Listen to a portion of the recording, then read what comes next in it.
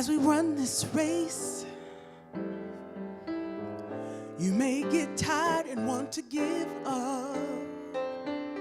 Though the feeling is real, you must have faith and trust that love will heal and guide us. 'Cause the shoulders we are standing on are rooted in love. The future that calls our name needs our love. The good trouble that calls for change needs our love. We are rooted in love. We are enough. We are everything our ancestors dreamed of. We are enough, yes. We are everything our ancestors dreamed of, dreamed of, dreamed of. As we reclaim our right to be, the light of love shines upon us. The victory is yours, the victory is mine. There's no greater joy than love divine. 'Cause the shoulders we are standing on are rooted in love. The future that calls for change needs our love. And there's no need for turning back. We are love. The good trouble that calls for change needs our love. And we are enough. We are everything our ancestors dreamed of. Yes, we are enough, enough. We are everything our ancestors dreamed of, dreamed of. Yes, we are enough. We are everything our ancestors dreamed of.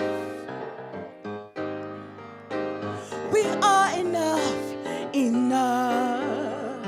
We are everything our ancestors dreamed of, dreamed of, dreamed of, dreamed of, dreamed of. They dreamed of, dreamed of, dreamed of, dreamed of.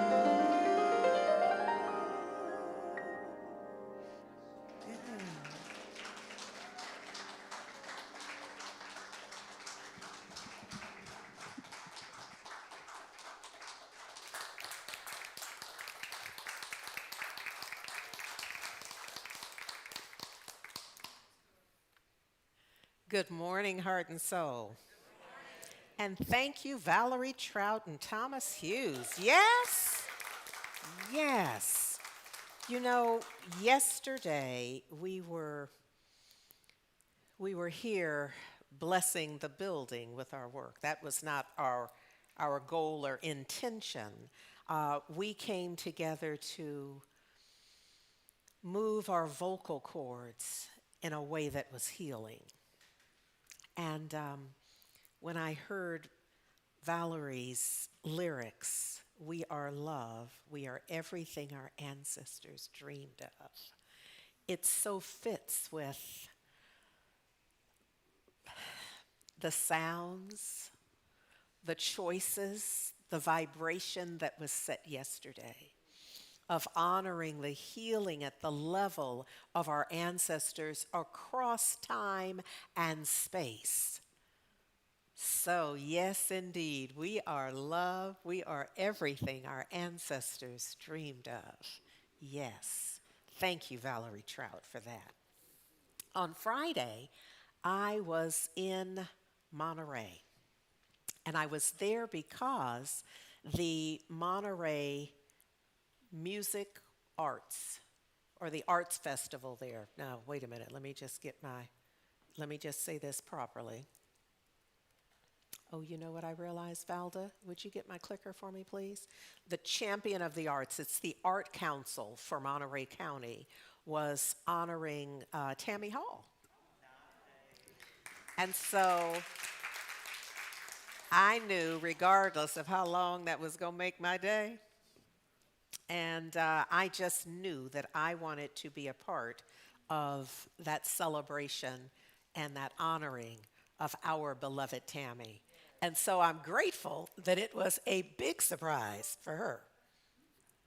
And, pardon me, and a delight. So just acknowledging our beloved Tammy Hall. Yes, please.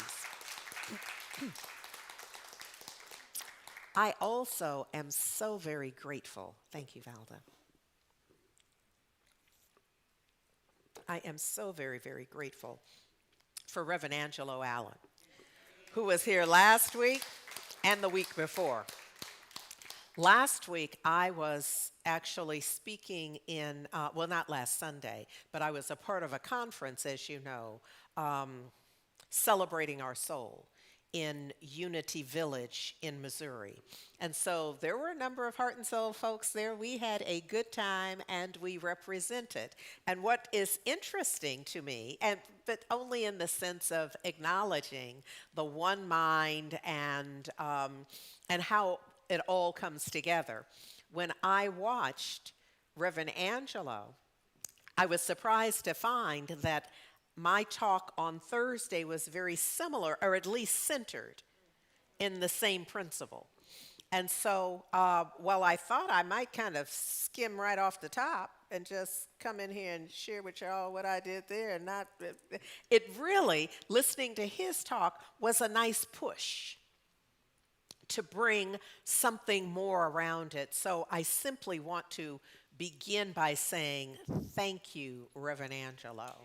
Thank you, thank you, thank you. So I happen to feel that my experience is that when I look at athletes, frankly, folks at the top of their game in almost anything. Now, there's some stuff that folks are at the top of their game, and I don't even understand it, so there's no way I could bring it to you and draw any metaphor or try to make any link for life.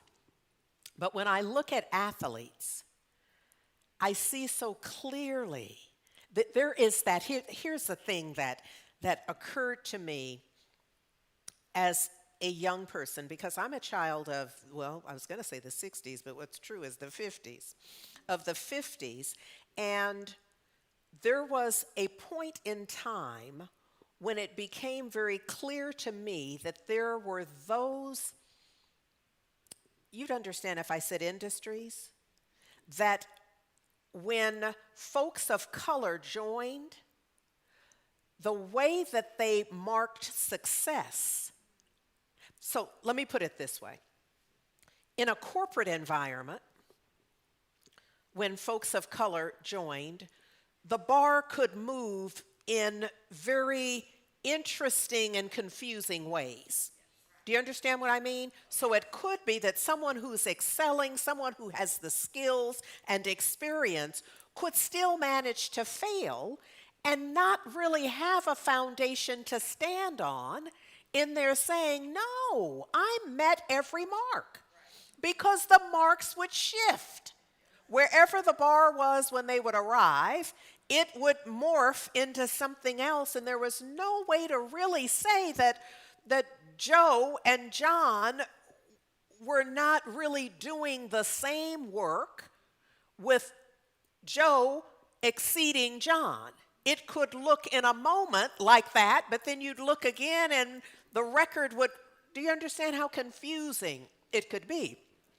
But for athletes, they either crossed the line first or they didn't. And you know, for a long time, or they got so many baskets or they didn't. You know, for a long time, folks of color were not included.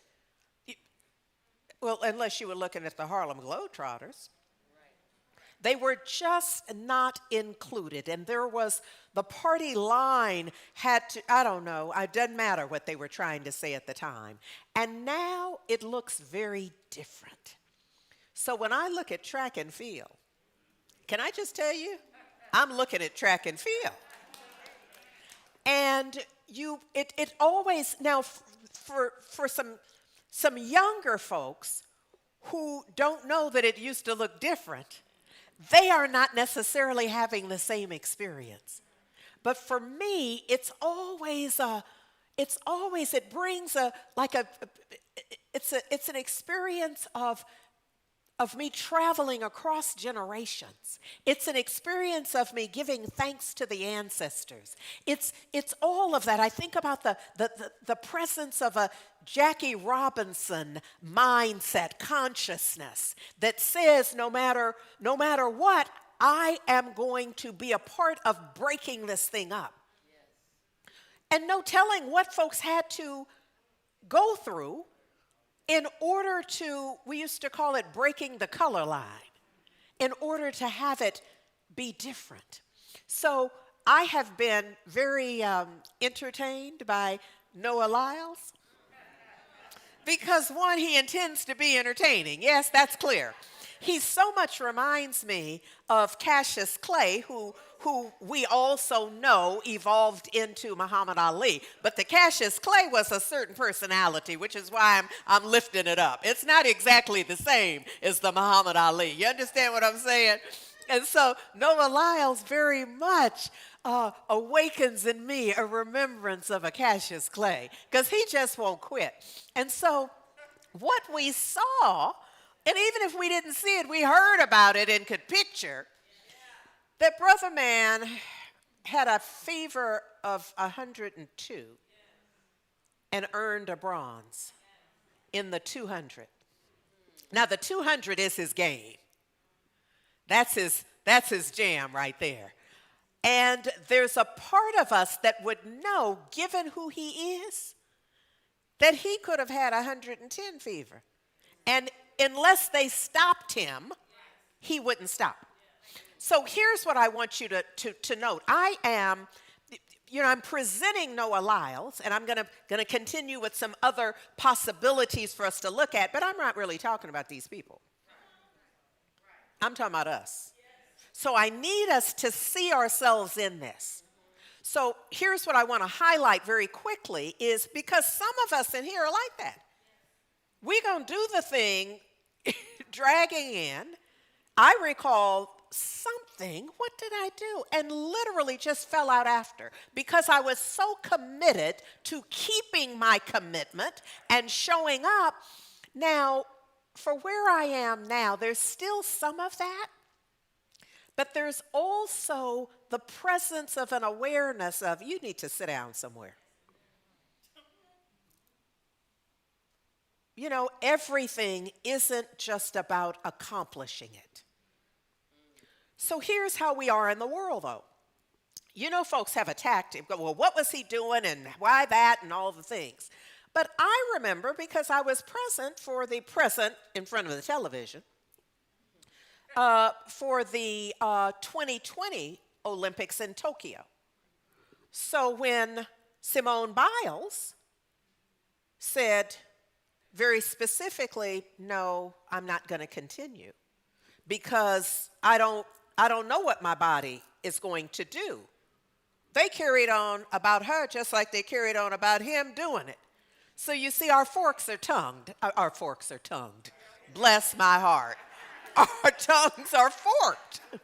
In the sense, though, that you kind of danged. Look at me on mic. Danged if you do, and danged if you don't. Yes, y'all understand. So I want to set a context for us acknowledging our confusion. Reverend Angelo talked to y'all very clearly last week about confusion. And we are confused. We truly are, because you see how he runs even though, and we're like, you shouldn't have done that. She stops even though, and we're like, you should have done it. And if we really look at the situation and circumstance, I just want to say to you, what is it to you? I mean, we are but the fans. Fans being short for fanatics. You know that, don't you? Because that's that behavior. Because, it's none of our business. None whatsoever. And most of us don't really understand the details of the thing anyhow. We just all up in it. So I kind of want to start with an awareness of how all up in it we can be. Because my sense is, and let me just say to Chi-Chi on projection, you just go, I don't have no idea, okay? All right. So that this thing where we just get in there without a full awareness and not knowing where we're going with it and can turn on a dime and all, I want to lift up that with our sister Simone Biles, she's had an experience of what they call the twisties. Now, Reverend Angelo spoke to y'all, I must say, quite eloquently. I have to pull up a chair behind him in terms of the eloquence of it. But here's what I want to bring you about that, is that the Cleveland Clinic says this about that. Well, first of all, let me just say that Biles said that she was fighting demons and that she knew even in advance that there was something wasn't right. She had a foreboding, if you will, around it. And those folks who know her and know the sport also said they could tell in the way that she was even coming up to the vault. But she says she was fighting demons and just doing her best, trying to push past the experience on her own. Who knows something about that? Knowing it ain't right. Having a sense, I need to go somewhere and lay down. But trying to work it out, because there's that feeling that sometimes comes from a place of incompleteness. A feeling of not deserving whatever I have. So that means I have to work harder. I got to get there early. I got to stay late. I got to do what nobody else is willing to do. And I have to do it more often than they're not going to do it. So we put that additional pressure on ourselves. And we're not elite athletes. So here you have a 24-year-old who is an elite athlete. And when you think about the sport, this is kind of old to be up there jumping off of stuff and spinning in the air. So some of what I say in my mind is at 24, you're at your second, is that her third Olympics at that point. So whatever it is she's going through, there might be the thought of, I better do this because this may be my last time. And so you might be inclined to go beyond, but can I say that there was something present in her around and through that said, not doing this. The Cleveland Clinic describes the twisties as a mental block that creates a dangerous disconnect. I'm quoting. A dangerous disconnect between the mind and the body while gymnasts are airborne. And there is no gymnast who is more airborne than Simone Biles. They say she goes higher and is up there longer because, they've named it after her now. The Biles 3, where she then has 3 revolutions while up in the air. So she's in an experience that her mind doesn't know where her body is. We've all done a little dance, something where you have to turn, and whoever helped you with it says you keep your eyes focused so you don't get dizzy. Now, that's just been our 2-3 turns with our feet on the ground.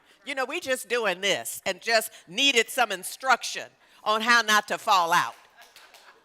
But our sister is airborne. So it's not until you hear about this that you realize the risk and the amazing feat that it is to be that high in the air, turn that many times, and then find yourself, now this is the part we all know. Yes. And it looks so simple, but there's a part of me, I'm grateful that the teacher in me, the facilitator in me, because now I understand it. Before, it's just sport. And you just watch it, and then they have a lot to say about the scoring and all that. We don't care nothing about those details. We're like, that looked terrific. Look at how fantastic that was. And we're not realizing all that goes into it. So the Cleveland Clinic continues saying, all of a sudden, there's a disconnect in the feedback loop, and the gymnast cannot discern where their body is in space. So the danger is if you can't discern where you are there, you cannot land safely. So in the presence, her clear awareness, dare I say, of the presence within her, and her willingness to listen. That's our challenge. A lot of us get it, don't go somewhere and sit down, tell them no thank you. But we don't listen out of our fear. You know, in summer school, we're talking about that the fear doesn't just show up and say, I'm fear. It has a variety of messengers that look like other aspects, look like something that we'd say, I'm not afraid. When what we're learning and what we're practicing is, yes, we are, that is but a mode, but a demonstration, but an expression of fear. Sister stood in that and said, you know what? Not today.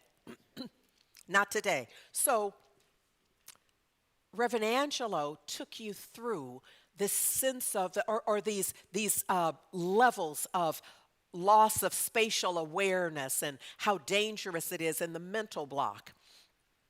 The part of what we know with Biles is that after she had her experience of, being unsafe and not being aware of where she was and how to land, and we saw that stumble. Those of us who watched her, those of us who saw the news and the reports on and on after that, she was heard. You know how they can have the camera and the mic just close enough? She's not being interviewed because she's talking to the coach. And what she says is that she didn't trust herself. And she had sense enough to know that she's not going to do what she does if she doesn't trust herself. This whole process is about trusting, yes, for her. And so she withdrew from the competition some moments after that. Look, Dominique Moceanu says that she was in the 1996 Olympics in Atlanta, was a gold medalist in gymnastics. And she said, in our sport, we essentially dive into a pool with no water. I love that, the way she puts it, because that's clear to us, isn't it? We can see the high risk in that and what it requires of an elite gymnast, yes? She says, when you lose your ability to find the ground, the consequences can be catastrophic. And that's what our sister Simone Biles was up against. Now, I'm spelling this out because that's what we're often up against. We can see the end in the beginning. We can see we're not equipped. We can see that we're not feeling well enough mentally, emotionally, spiritually, physically. And yet, oftentimes, we feel like we don't have a choice. Now, there are those who will tell us you always have a choice, but often our response is, you don't understand my situation. Now, they may or may not, but that doesn't change the fact that for those folks who are honoring the divine, they know they have a choice. And as they honor the divine, they make a choice based on divine guidance. That's what I'm wanting where I'm wanting to kind of drop anchor, is this sense of the spiritual Olympics, the gold medal faith, rising to victory in the spiritual Olympics. Now, the physical Olympics, the World Olympics, are every 4 years. The one I'm talking about is minute by minute, every day, 24/7, 366. All the time. This notion of, because what is the Olympics about but us doing our best? Isn't that what the game is? I mean, that's how it's supposed to be, is every country sends their best. And then the call is those of you who are sent, those of you who are brought here, you are to do your best. It's no different for us. We don't have that kind of calling. We don't have no uniform. But the calling on our life is still to show up and do our best. So we're in the spiritual Olympics. And our coach is divine. It's divine guidance. And you understand something. I mean, we've heard the legends of the coaches and how they have to get in there. Elite coaching is another level. I mean, they don't tolerate that at the high school and middle school level. But elite coaching, it's you do what I say do. As I say do it, or as I think it, you do it on the schedule that we have set up. But there's something for each of us. The divine is forever present and guiding. The question and opportunity is around our listening. Yeah? Okay, so look, it's no secret the degree to which we're listening. Because in Matthew 7:16, ye shall know them by their fruits. It'll be obvious based on what you're up to, your health, your well-being, your energetic presence, who you are, how you are, where you are, and with whom, are all evidence of your fruits, if you will. What comes out of the effect of your cause. Does that make sense? Fruits are effects. You know, like how sweet it is? The peach or the plum or the grapes or the cherries have everything to do with the soil, the conditions, how it was treated along the way, whether it had enough water or too much water or how much sun, all of the things that are true for us metaphorically as well. Yes? Yes, yes, yes. So there is a film on Netflix, Simone Biles' Rising is what it's called. And what I love, and the reason I wanted you to see this visual, is in little tiny type right over her left shoulder, it says, icon, period. Champion, period. Human. A divine being in human form, being all that she can possibly be. Yes? And in this film, I recommend it because it gives you kind of her view in this. I love that Valerie Trout sang in her, as part of her lyrics, as we run this race, we may get tired and want to give up. Though the feeling is real, we must have faith and trust that love, which is another name for God, the divine, the all in all, the living one, the strong one, will heal and guide us. If we trusted that, if we believed it, it makes great lyrics. And someone will do a spoken word that will include that. Or someone will turn it into a powerful affirmation. It's not until we begin to live from that our lives begin to transform. I wish that just saying it made it so, or transformed life, because I'd be living another life if just saying it. Because most weeks I'm up here saying it, but saying it ain't enough. You got to do the work. And then when the pop quiz comes, and it looks like maybe you're putting everything on the line, what will you choose then? Will you choose for your highest and best?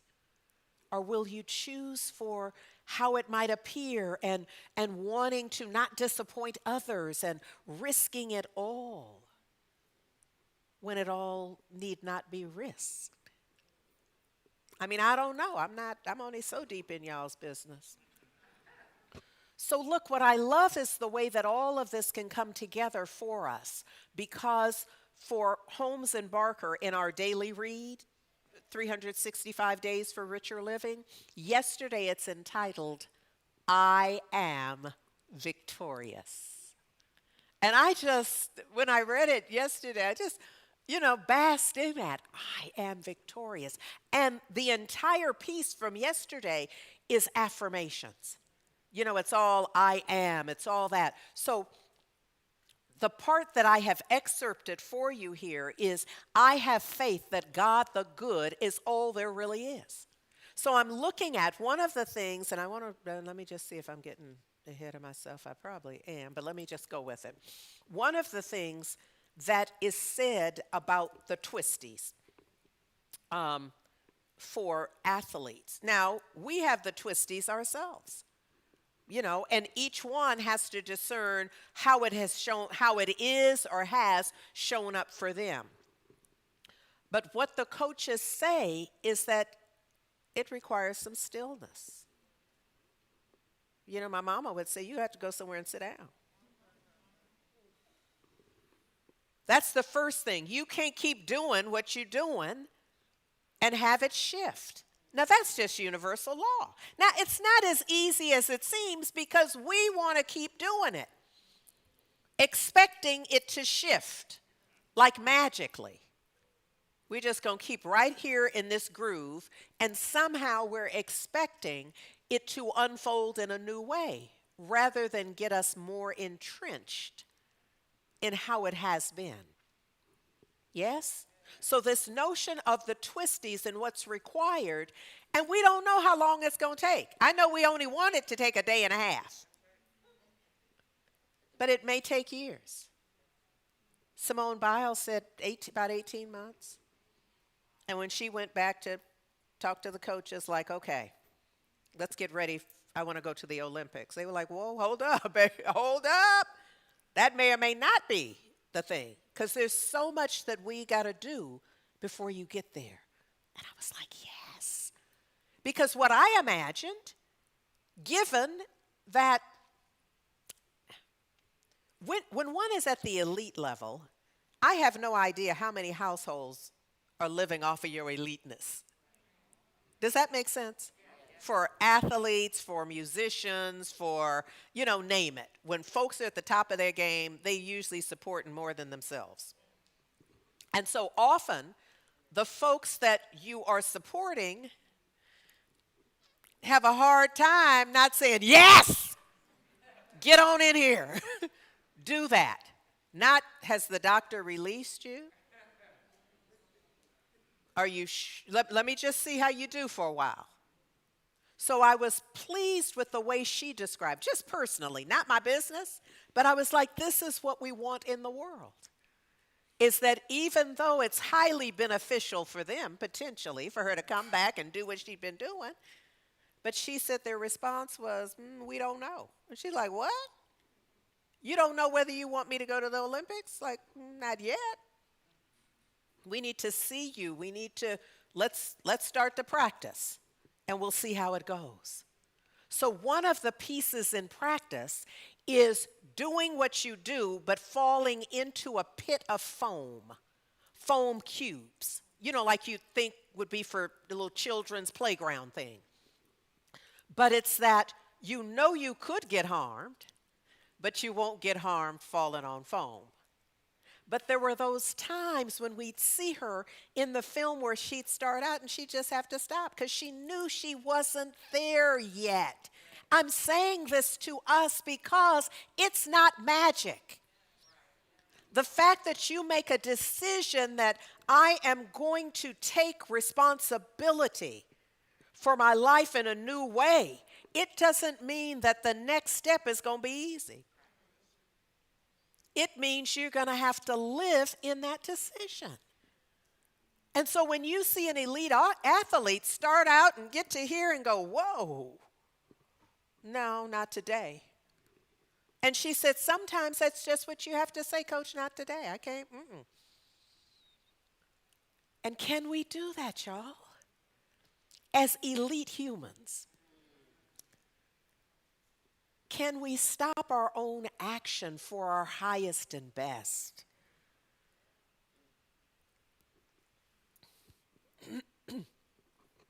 I certainly am not the poster girl for stopping. I'm getting better, though. I intend to interview for the position. Because they're not, they would naturally come to me.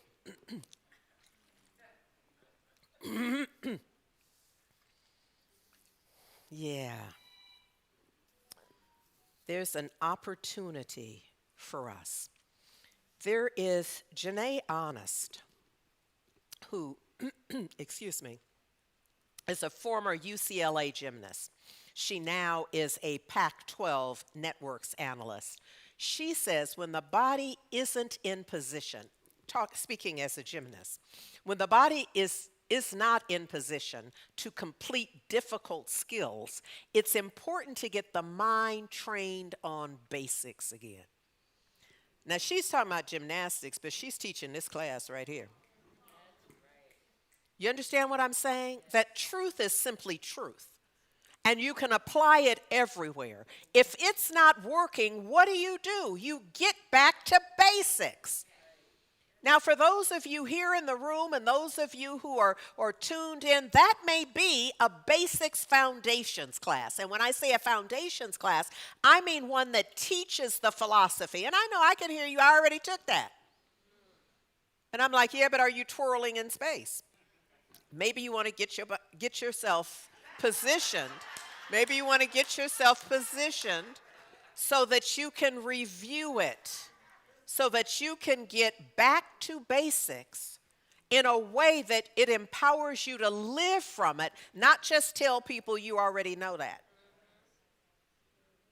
Can you feel the distinction between I already took that, I already know that, and I'm living it? There's a very clear distinction. She says that she used mental repetitions. I call them affirmations. She used mental repetitions herself to help untwist her mind by imagining herself completing perfect skills over and over. Neville Goddard at its best. Yes, imagine it, but you got to do the work. None of it is magic.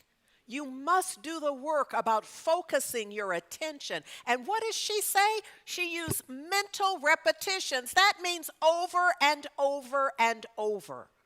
She doesn't say how long it took, but I love that Simone told us it took her 18 months to work it out with therapy and all the things. She's aware that she was dealing with trauma. There were so many things. But is there anybody in here who doesn't have so many things?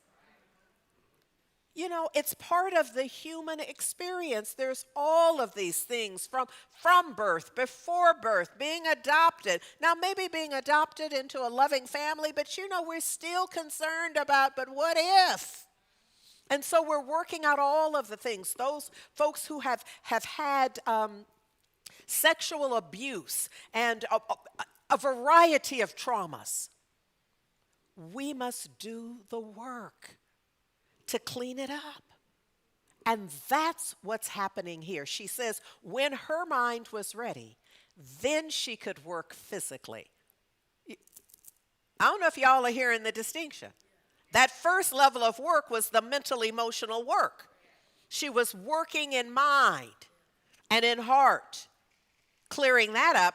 At some point, she says, when her mind was ready, then she could work physically by retraining skills into foam pits or on additional mats. The additional mats mean stacking it to ensure you'd be safe. But the physical comes last. Sometimes we get that twisted. We want to start with the body. But the idea that's being laid out here, and what I love is Ernest Holmes, all through what we call the Science of Mind textbook, lays this same thing out. He just not offering, Simone and Janae and Dominique. But I know we can get it if I bring you some Noah Lyles, if I bring you some Simone Biles. Yes, I'm just doing the best I can. Forgive me if it's not working for you. She also says, this is Janae Honest, saying gymnastics is 10% physical. Now, she would have to tell us that because it's looking like 115 physical. Yes? She said it's 10% physical and 90% what? That's where the work is done. It's a mental universe. So absolutely, our mental work is our spiritual practice. Yes? And so if we can see that equation in gymnastics, which looks like what? We can see that it must be that for our lives as well. Breathe. There's work for us to do. Sure enough. The work is at the level of awareness, is my sense, that self-awareness is key. If you don't know who you are, it's going to be complex. Every decision you make, if you don't, because who are you making it for? If you're not clear who you are, and dare I say whose you are, because that's part of a clear self-awareness. You know what I'm saying? So once we're clear about who we are and whose we are, and then there's something about acceptance, which is acknowledging and honoring what is. I have feelings. My feelings are hurt. I'm feeling joyous. I'm feeling betrayed. You got to know what you're feeling. And I'm not going to say much more about it. I kind of want to push on that little sore spot, though. I kind of want to poke you a little bit about that. Because if we're not tapped into our feelings, we're going to have a tough time with this. Because you're missing part of the GPS around it. Your feelings are trying to tell you something. Now, you can't let them run the dang thing. But they're giving you some information that you don't want to miss out on. This notion of surrender, and I don't mean for you to get twitches and all that with, people, we say surrender and folks start, there's an allergic reaction to this. Tell the truth. Surrender to whom? For what? It's like being put upon. But this notion is Reverend Lloyd Bennett, offers it. It's this notion of releasing the lesser to make space for the greater. Surrender, give up the lesser. And because life is in an upward spiral, we are always in the lesser. I know it may be the best you've ever experienced so far. Allow me to say to you, you can hang on to that if you want, but that's going to be all it is. That was just on the way to your greater good. Yes.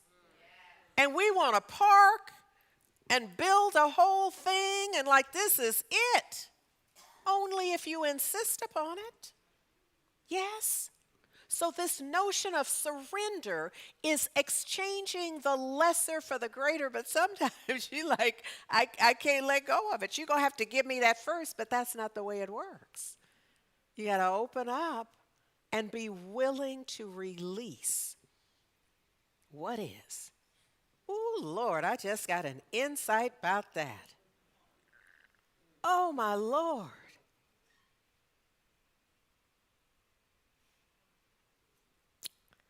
That sometimes we literally want to turn time back. Because the now moment is so challenging that we're willing to turn time back to have just some kind of little piece of something. You know, a time when it felt acceptable, it felt doable, it felt like I could stand this. You know, it doesn't mean it was ever our favorite, but we're like, I'd rather have that than what I'm experiencing, not realizing that this moment is a portal. This moment is, if you treat it right, if you recognize it for what it is and honor it and accept it, it is leading you. It is supporting you in what's next. Because in some cases, I recognize that even though I was mad about that, I mean, all of this is hindsight. You know, you got to get to here and look back and go, oh, sorry about what I said. Because it was the dishonoring. I don't want nothing to do with that. I don't need this. I deserve something else. And then you get to where you're going and you realize I wasn't nearly ready. I wasn't nearly ready. I needed all of that, and probably I was lucky I didn't have to repeat the course.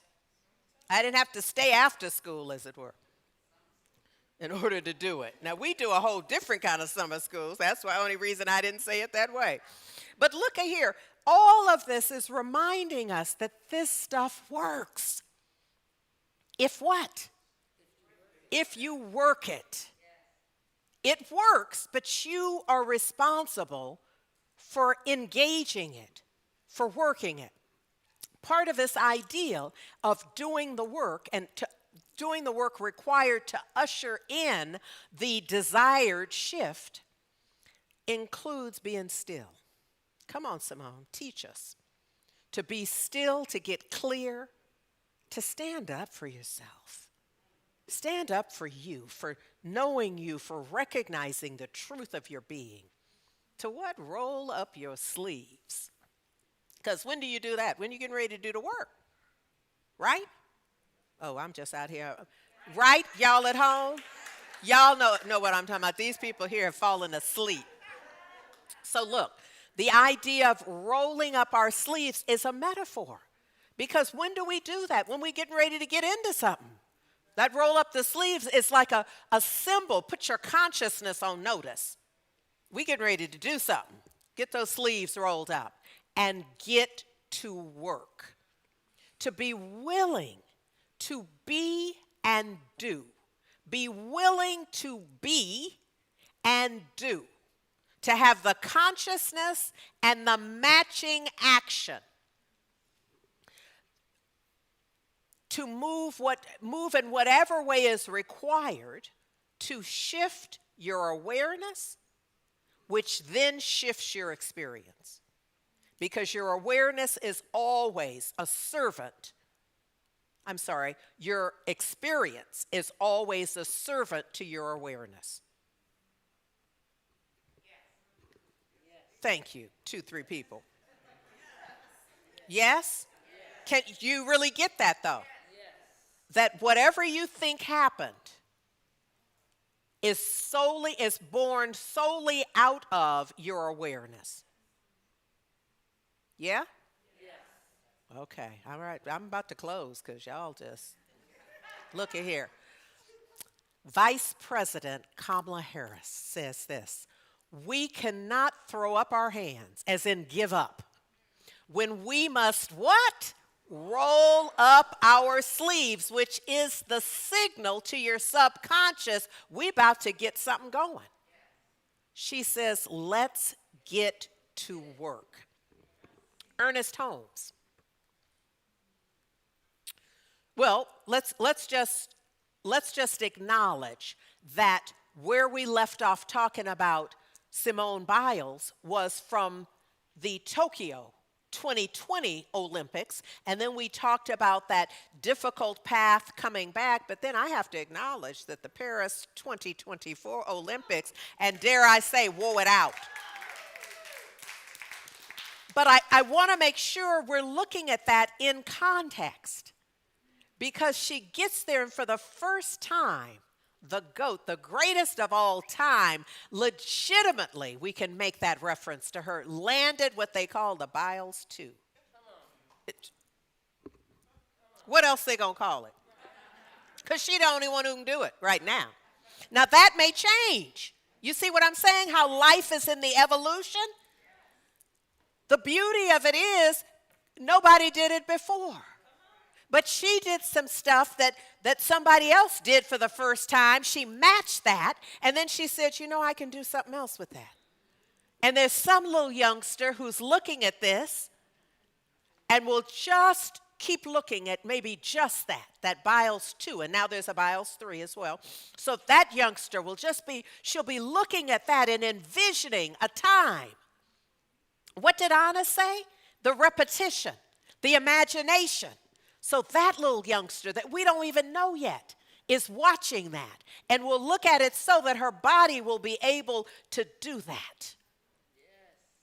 Oh, it works if you work it. That's right. So look, here we got our girl with the gold medal. You saw that because Reverend Angelo showed it to you last week. I want you to see that in this context of our reading for today. God's presence in me is life, love, and wisdom. When I see that photo of her, put the photo back up of her with the gold medal, because that's what I'm seeing. I'm seeing that what she went through, this is her having come through all of that and standing, having, what do they call it when you, stick the landing. That's what we call it. So she's sticking the landing and knowing that God is mind and that she exists in a universe of mind action, that her thought and her feelings are now governed and controlled by the Spirit within her. Gone are her doubts and her fears. You can see it on her face. Gone are her false conclusions about life. She knows, and she knows that life, love, and wisdom are within her. The life that she lives is perfect in purpose and perfect in plan. Come on. She aligns her thinking with her life's purpose, and she lives in accordance with its plan. Her expectancy is great. Nobody gets gold as many times as she has gotten gold who doesn't have an expectancy to get gold.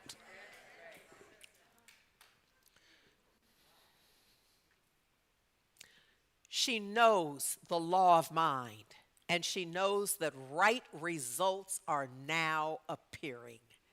She rejoices in health. She rejoices in strength. She rejoices in vitality.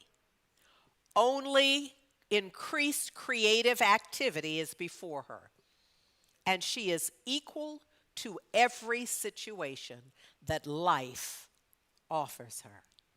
Oh, Suki, Suki. The wisdom of God is the true inner motive of her consciousness. She makes right decisions. She thinks clearly and acts wisely. She has order in her mind and in her affairs. All things are working for good because the wisdom of the infinite mind is her wisdom now. She lives with ease, for her thinking is right, and her world responds to her decision. She claims good judgment. She claims the integrity of God as hers this day. And this is true for all of us. I'm loving yesterday and today. Well, I'm loving 365 days for richer living, period. But yesterday and today are the powerful affirmations that fit so perfectly with this notion of the shift, the transition, the evolution of mind through the proper use of imagination. Valerie Trout has a song, Where is Truth?, in which she says, Dreams like rain fall from the sky, and love's a mystery. Strong hearts, strong minds build strength to care. But sometimes life seems too much to bear. She's talking about all of us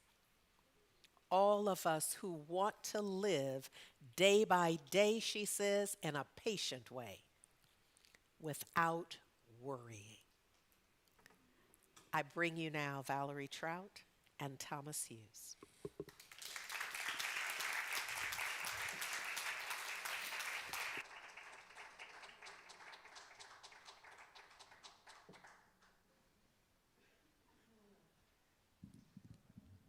Beautiful.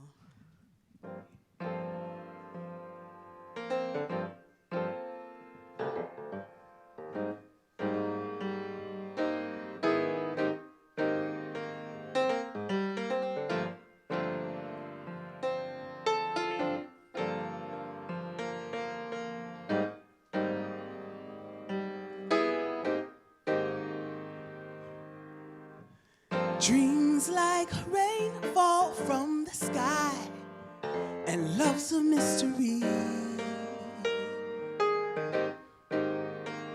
Strong hearts, strong minds build strength to care. But sometimes life seems too much to bear. Why can't I live life? Why can't I be who I know I am? Why can't I live day by day in a patient way without worrying about me? Yeah. Why can't I find truth in this world? Why can't I find joy? Tell me now, why can't I find truth in your eyes? Where is the truth? Is the truth?